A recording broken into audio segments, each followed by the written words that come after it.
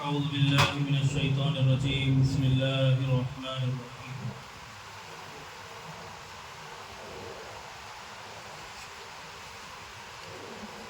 آج حضرات کی خدمت میں 13واں پارہ اور 14واں پارہ پڑھا گیا۔ اس کے اندر بھی اللہ تعالیٰ کی بے شمار باتیں ہیں جو بیان کی گئی۔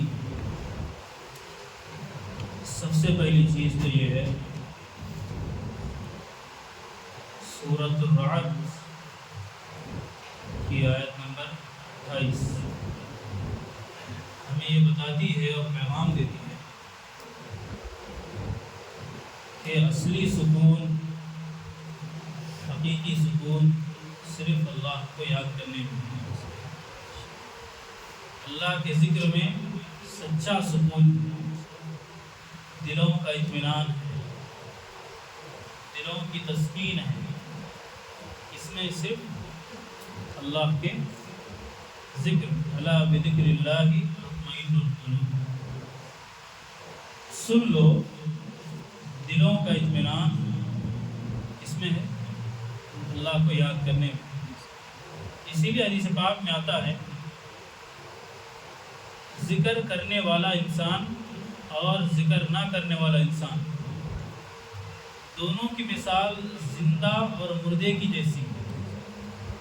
ذکر کرنے والا زندہ اور اللہ کا ذکر نہ کرنے والا۔ تو اب ہمیں یہ دیکھنا ہے ہمارا شمار زندوں میں ہو رہا ہے یا مردوں میں ہو رہا ہے۔ اگر ہماری زبان پر اللہ کا ذکر ہے، ہمارے ذہنوں میں اللہ کی یاد ہے، تو پھر ہم زندے ہیں۔ خدا نہ خواستہ اگر ہماری زندگی سے ذکر نکل گیا، اللہ کی یاد نکل گئی، تو پھر خطرہ اس بات کا ہے کہ ہمارے دل کہیں مردہ نہ ہو جائے۔ اللہ حفاظت کرے۔ اس کے بعد سورہ ابراہیم میں اللہ تعالیٰ نے حضرت ابراہیم علیہ السلام کو تذکرہ کیا، حضرت موسیٰ علیہ السلام کو تذکرہ کیا۔ حضرت ابراہیم علیہ السلام کے تذکرے سے پہلے بہت اہم بات کی طرف اللہ نے اشارہ فرمایا ہے، جس کو مجھے اور آپ کو سمجھنا ضروری ہے، وہ ہمارے متعلق چیز ہے۔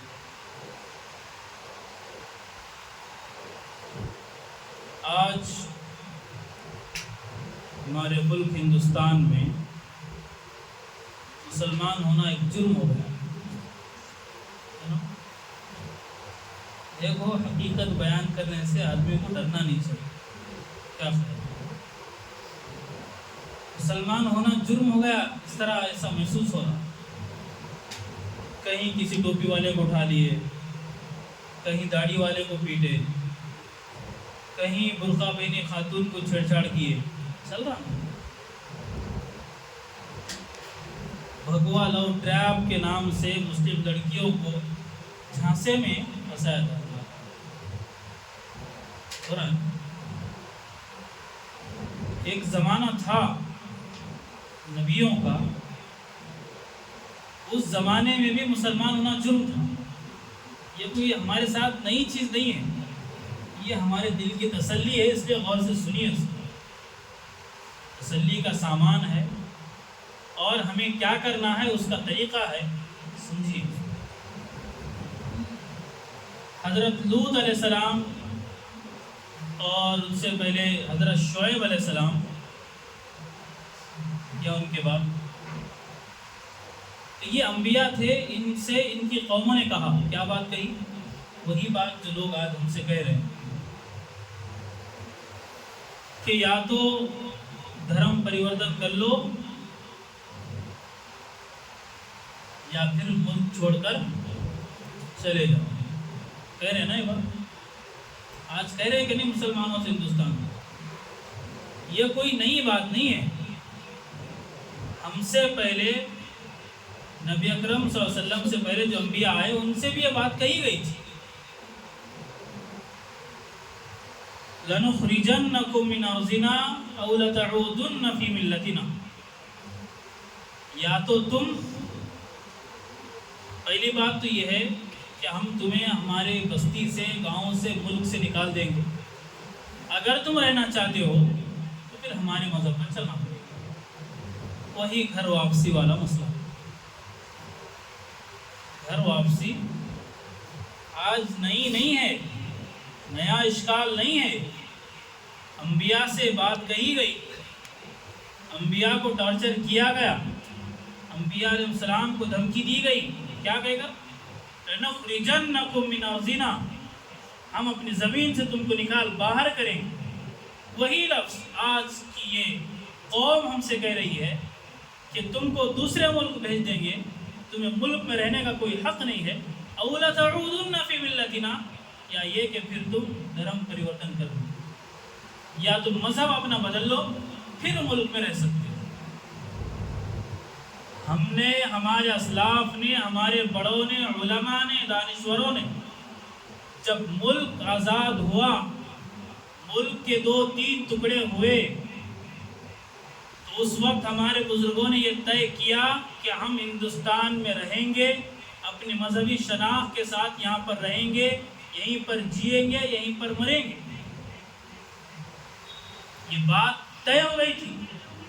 اگر ہمیں کسی ملک کو چلے جانا ہوتا تو بہت پہلے چلے گئے ہوتے۔ ہم نے یہ طے کر لیا یہاں کی مٹی میں ہمارا خون شامل ہے۔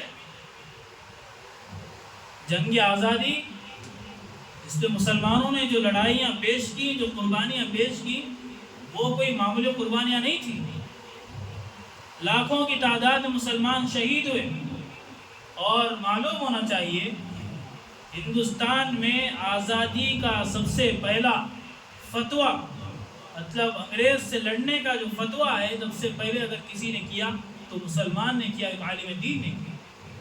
عالم دین نے دیا ہے فتویٰ، کوئی لبرل آ کر نہیں لڑا، سب سے پہلے لڑنے والا اس دھرتی پر مسلمان تھا آزادی کے لیے۔ آج مسئلہ تاریخ بلا دی جا رہی ہے، 2-4 لوگوں کا نام ہے، بس 15 اگست 26 جنوری دنیا کا نام آتا رہتا ہے۔ بھائی وہ بھی ہے، ان سے پہلے لاکھوں کی تعداد مسلمانوں نے جانوں کا نذرانہ پیش کیا، ان کی قربانیاں کیوں نہیں پیش کی جاتی؟ کیوں نہیں پیش کی جاتی بھائی؟ یہ اس ہندوستان میں اب تاریخ پڑھیں گے، اگر صحیح تاریخ بعد لوگوں نے مس کی، اگر صحیح تاریخ آپ پڑھیں گے، سب سے پہلے لڑنے والا مسلمان نظر آئے۔ اور ادھر دکن کے علاقے میں اگر دیکھیں ہم، تو ادھر سب سے پہلے آواز بلند کرنے والا فرما روا سلطان شہید ٹیپو رحمۃ اللہ علیہ۔ اس ٹیپو کے نام پر وواد ہو رہا ہے، فلاں یہ تھا، وہ تھا، یہ تھا، ایسا تھا، ویسا تھا۔ کیا دیکھا بھائی تم؟ جس کے ہاتھ میں حکومت تھی، جس کے ہاتھ میں سب کچھ تھا، وہ کیا کچھ نہیں کر سکتا تھا؟ پھر اورنگزیب پہ آ کر اٹک جاتی تلوار، اورنگزیب بہت ہندوؤں کو شہید کر دیا، وہ کیا، یہ کیا۔ اورنگزیب نے حکومت جتنے سال تک کی تھی، اگر وہ اس طرح کا اگر ہوتا ہو، اورنگزیب رحمۃ اللہ علیہ بڑے بادشاہ گزرے ہیں، ان کے متعلق الزام تراشی کی جاتی ہے، خامخواہ کا الزام لگایا جاتا ہے۔ اگر مان لیں اگر وہ اس طرح کے ظالم ہوتے تو پھر بتائیے اتنے لمبے انہوں نے حکومت کی اتنے سالوں تک، کیا پھر کوئی علامات باقی رہتی کسی دوسرے مذہب کی؟ بھائی بادشاہ کی لڑائیاں ہیں، کسی سے ہو گئی ہوں گی تو ہو گئی، اسے اسلام کا نام دے کر، مسلمان کا نام دے کر خامخواہ اس کو بدنام کرنے کی کوشش۔ عجیب مسئلہ ہے۔ ان لوگوں کو ڈر ہے کہ کہیں اسلام غالب نہ آ جائے۔ انہوں نے مطالعہ کیا ہے اسلام کا، انہوں نے یہ ایسے نہیں کر رہے، انہوں نے اسلام کو پڑھا ہے، 1400 سال پہلے سے پوری تاریخ انہوں نے پڑھی ہے، کیا ہے کیا نہیں۔ یہ اسلام کے اندر اللہ نے ایک لچک رکھی ہے، جتنا دباؤ گے اتنا ابھرے گا۔ اور اسلام جو پھیلا ہے تلوار سے نہیں پھیلا، یہ بھی ایک مسئلہ ہے۔ لوگ کہتے ہیں اسلام تلوار سے پھیلا۔ آج امریکہ میں کون سی تلوار چل رہی بھائی جو لوگ دھڑا دھڑ مسلمان ہوتے جا رہے ہیں؟ دنیا میں کون تلوار لے کھڑا ہے کہ لوگ مسلمان ہوتے جا رہے ہیں؟ کون سی تلوار چل رہی بھائی؟ اور خود ہمارے ملک میں کون، بتائیے کتنے لوگ زبردستی کر کے مسلمان بنا رہے؟ بتائیے کون لالچ دے کر مسلمان بنا رہا؟ اللہ نے وہ خوبی رکھی ہے اسلام میں، خوبی اللہ نے رکھی ہے اسلام میں کہ وہ بڑھتا ہی چلا جاتا ہے، وہ اخلاق سے پھیلا اسلام، تلوار کے زور سے نہیں۔ تو کہنے کا یہ مقصد ہے عزیز بزرگوں، دوستوں، نوجوانوں، آج جو باتیں مسلمانوں کو ان کی ہمتیں پست کرنے کے لیے کہی جا رہی ہیں، ان کے ایمان کا امتحان لینے کے لیے کی جا رہی ہیں، یہ کوئی نئی باتیں نہیں ہے۔ ہم سے پہلے انبیاء سے کہا گیا کہ تمہیں اپنی زمین سے نکالیں گے یا تو تم ہمارے مذہب میں آ جاؤ، نہ ہم زمین سے جائیں گے اور نہ اپنے مذہب کو چھوڑیں گے۔ کوئی آ کر آپ پر زبردستی کرتا ہے تو کیا آپ اپنے مذہب کو چھوڑیں گے؟ بولیے بھائی، بولو بھائی، چھوڑیں گے؟ دنیا میں سب سے بڑی دولت ایمان ہے، اس کا اندازہ مرنے کے بعد ہوگا، مرنے کے بعد ہوگا اندازہ۔ ایمان ہے، اس دولت کو ہم دنیا کے چند ٹکڑوں کے لیے چھوڑیں گے؟ اس دولت کو چھوڑیں گے، بیچیں گے اس دولت کو؟ خون کے آخری قطرے تک، آخری سانس تک اسلام پر رہیں گے، اسلام کی تعلیمات پر عمل کرتے ہوئے زندگی گزاریں گے انشاءاللہ۔ چاہے جو مرحلہ آ جائے، چاہے جتنی مصیبتیں اٹھانی پڑی، چاہے جتنی پریشانیاں آئے، چاہے جتنے امتحانات سے گزرنا پڑے، اسلام کا سودا کسی حال میں نہیں کریں گے۔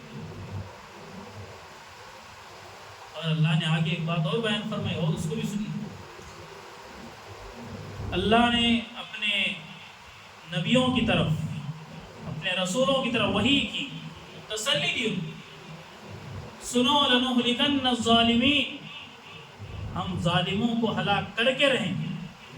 جو تمہیں مصیبتیں تم پر ڈال رہے ہیں، پریشانیوں سے تمہیں دوچار کر رہے ہیں، کرنے دو انہیں، وقت آئے گا ہم بتائیں گے پھر لَنُهْلِكَنَّ الظَّالِمِينَ۔ مفسرین نے ایک بات لکھی یہاں پر کہ حکومت شرک کے ساتھ قائم رہ سکتی ہے، حکومت کفر کے ساتھ قائم رہ سکتی ہے، لیکن جو حکومت ظلم کے ساتھ چلتی ہے وہ زیادہ دیر تک نہیں چلتی، اس پر زوال آتا ہے، اللہ کی پکڑ ہوتی ہے اس پر۔ کفر کے ساتھ حکومت چل سکتی ہے، شرک کے ساتھ چل سکتی ہے، لیکن ظلم کرتے ہوئے کوئی گزارنا چاہے، چند دنوں کی بات ہے، پھر اس کا انجام اللہ کی طرف سے جو ہونے والا ہے وہ اللہ ہی جانتا ہے۔ اور ایک بات، جو مصیبتیں، جو پریشانیاں آج مسلمانوں پر آ رہی ہیں، ہمیں کبھی ایسا محسوس نہیں ہونا چاہیے کہ یار اللہ ہماری کو دیکھ رہا ہے کہ نہیں دیکھ رہا، اللہ کی مدد آ رہی نہیں ہمارے اوپر، یہ نہیں سوچنا، کیونکہ اللہ نے اس کو بھی یہاں پر بیان کیا، وَلَا تَحْسَبَنَّ اللَّهَ غَافِلًا عَمَّا يَعْمَلُ الظَّالِمُونَ، یہ مت سمجھو ظالم جو ظلم کر رہے ہیں اس سے اللہ غافل ہے، اللہ سب دیکھ رہا ہے۔ اللہ کی طرف سے ڈھیل ہے، اللہ کی طرف سے مہلت ہے، جب وقت آئے گا تو پھر اللہ کی جو پکڑ ہے، وَأُمْلِي لَهُمْ إِنَّ كَيْدِي مَتِينٌ إِنَّ بَطْشَ رَبِّكَ لَشَدِيدٌ، اللہ کی پکڑ بڑی خطرناک ہے، بڑی زبردست ہے، بڑی مضبوط ہے، جب پکڑ لیا اللہ تو پھر کوئی اسے چھوڑ نہیں سکتا، اللہ کی پکڑ۔ تو مسلمانوں اپنے ذہنوں میں یہ بات بٹھا لو، کسی بھی حال میں اپنے ایمان سے نہیں ہٹے گی، چاہے جو حالات ہو فیس کریں، اللہ سے مدد مانگیں گے، اللہ پیدا کرنے والا ہے، وہی راستے دکھانے والا، کسی طرح کی مایوسی ہمارے ذہنوں پر نہیں آنی چاہیے۔ ایمان کا مطلب ہی آزمائش، ایمان کا مطلب ہی مصیبت۔ آپ کہیں گے یہ کیا بھائی؟ میرے کہنے کا مطلب ہے ایمان کے ساتھ مصیبتیں جڑی ہوئی ہیں۔ اسلام اگر ہم لائیں تو پھر ہم کو آزمایا جائے گا، ہمارا امتحان لیا جائے گا۔ ایسا نہیں کہ امتحان لائے تو بھائی لڈو دے دو ان کو، ختم ہو گیا مسئلہ، نہیں، مصیبتوں سے دوچار ہوں گے ہم۔ 20 بارے میں اللہ نے کہا حسب الناس ان یترکوا ان یقولوا آمنا وهم لا یفتنون، یہ کیا سمجھ رکھا ہے کہ ایمان والوں نے، کیا اگر وہ کہہ دیں کہ ہم ایمان لائے تو بس چھوڑ دے جائیں، ان کو آزمایا نہیں جائے گا؟ نہیں بھائی، آزمایا جائے گا۔ وَلَنَعْلَمَنَّ اللَّهُ الَّذِينَ آمَنُوا وَلَنَعْلَمَنَّ الصَّادِقِينَ، کچھ آیت ہے بھول رہا ہوں میں آیت، جس کا ترجمہ یہ ہے کہ ہم دیکھیں گے کہ کون سچا ہے اور کون جھوٹا ہے. یہ اللہ کا فرمان. بات سمجھ میں آ گئی؟ تو ایمان کا سودا کسی بھی حال میں نہیں کریں گے. ایمان والے کا کوئی کچھ نہیں بگاڑ سکتا جب تک ایمان والا اپنے ایمان پر مکمل قائم ہے. تب تک ہم خالی جمعہ کو نماز پڑھیں گے،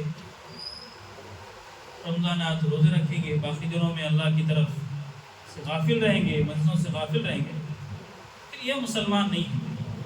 یہ پھر ہمارا ایمان مکمل نہیں ہے، ادھورا. تو اگر ہم چاہتے ہیں اللہ کی مکمل مدد اترے، مکمل ایمان پر چلنا میرے اور آپ پر ضروری ہے. اللہ سے دعا ہے اللہ آخر سانس تک ایمان پر قائم رکھے. کلمے والی زندگی، کلمے والی موت اللہ نصیب فرمائے. جو حالات ہے اللہ اس کو سازگار بنائے. وآخر دعوانا